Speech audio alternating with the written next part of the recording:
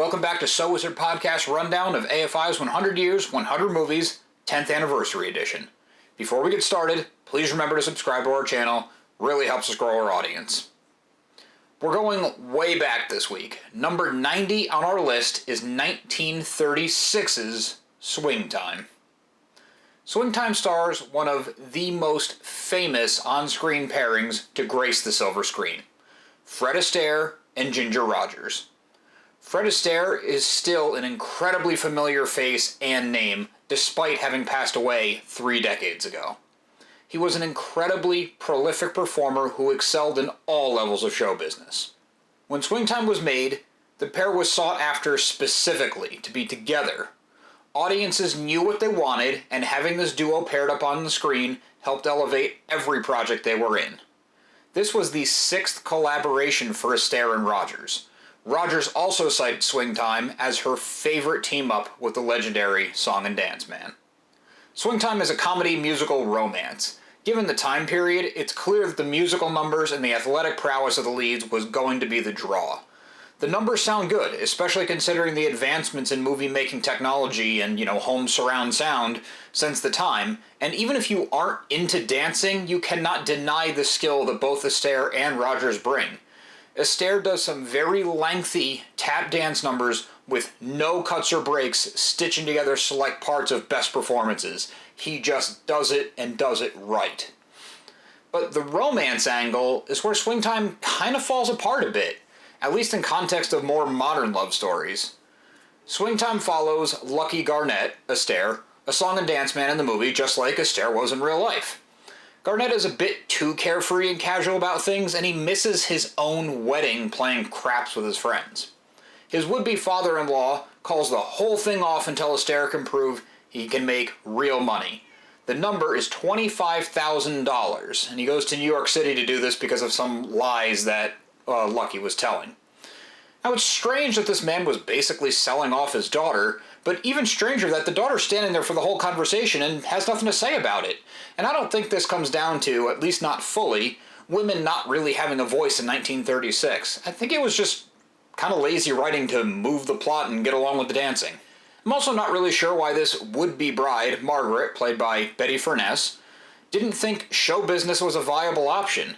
Later in the movie, his dancing alone promised a payday of $30,000 in less than a year.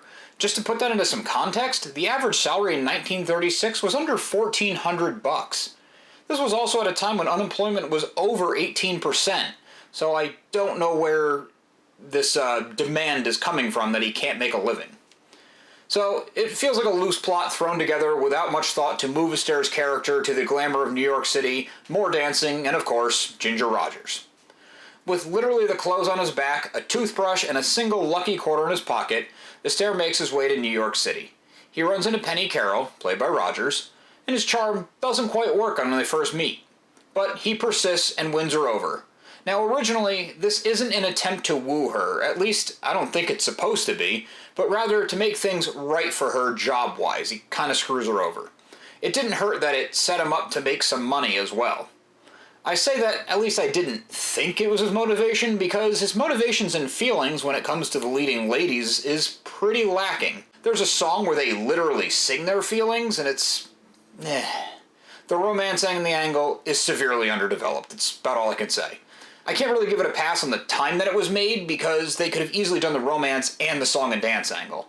But despite the lack of the development in the romance, you won't be lost. You've seen enough movies, you know that this guy's supposed to end up with this girl, and this girl's just in the way, or however you want to word it. That's kind of harsh, but that is what it is. I was a little disappointed with the underdevelopment of it, given that this is one of the top 100 movies of all time, according to the list that we're following. So, with the romance being surprisingly underwhelming, a much more pleasant surprise came from the comedy. Comedy is something that never seems to age well. I won't say never because, Charlie Chaplin, things like that, but comedy stylings change fast with pop culture. Swing Time has some good comedic timing and legitimately humorous moments. Astaire is charming and witty, and his sidekick throughout the film, Pop Cardetti, played by Victor Moore, is surprisingly well used. He doesn't usually overstay his welcome, and he brings some actual laughs to the movie. I brushed up against it a few times already, but one of the biggest draws of the movie, especially at the time, was the music and dancing. The dancing is fantastic. There are no two ways about that. Fred Astaire was a phenomenal talent who really gives it his all. Astaire took a lot of inspiration from the black song and dance men of his time. One of his personal heroes was Bill Bojangles Robinson. It goes without say, but African Americans were not afforded the same or even similar opportunities in Hollywood at the time. Astaire wanted to do the right thing. He wanted to pay tribute to this man who was a personal hero of his. I'm really emphasizing this because he was well-intentioned going into what was supposed to be a tribute. Toward the end of the movie, Astaire does a massive dance number. It's long, the set pieces are amazing, the presentation is fantastic, the moves are unbelievable, but the whole thing is marred because he did it in blackface. Now, blackface in 1936 was unfortunately commonplace. I am not and would never try to make an excuse for it. It's strange Astaire would do blackface because he was trying to pay tribute to this man. The strangeness goes further when Astaire and the production team go with this garish clothing and other set elements and style choices that were stereotypically and often negatively associated with black performers at the time. These are all things that the real Bojangles tried really hard to distance himself from. So the tribute is incredibly wrong-headed and only sours with time. I do, however, think it's important not to alter movies like this. It's from a place and time, and it was made to the time it was made in. No, I do not condone the behavior in this case, but it is a piece of history. Watching it done the way it was tells us something about society. It also gives us a look as to how far we've come. Swingtime is known for its singing and dancing. I've been over that. It won an Oscar for a Best Original Song. It was shocking to me that some of the numbers in the movie, one in particular, sounded like an amateur teenager's first draft at it piece. When our two leads are finally admitting to themselves that they have feelings for the other, there's a song that is painful to listen to. And it's a real shame because the movie's finally taking time to develop the emotional aspects of the characters.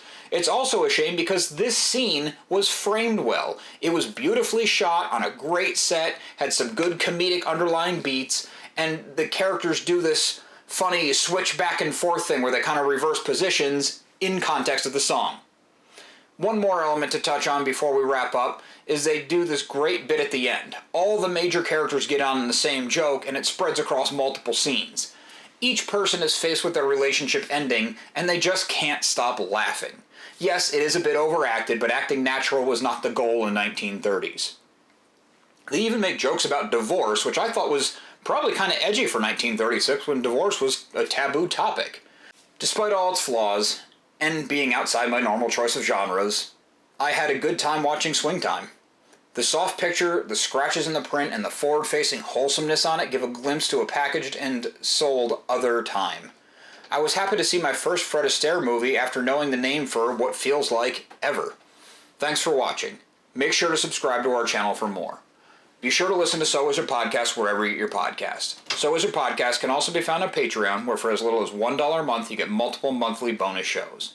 Check out SoIsYourPodcast.com for reviews, recommendations, all new merchandise, and more. We love hearing feedback, so drop us something in the comments or get a hold of us on social media. All of our accounts can be found after the show and in the show notes.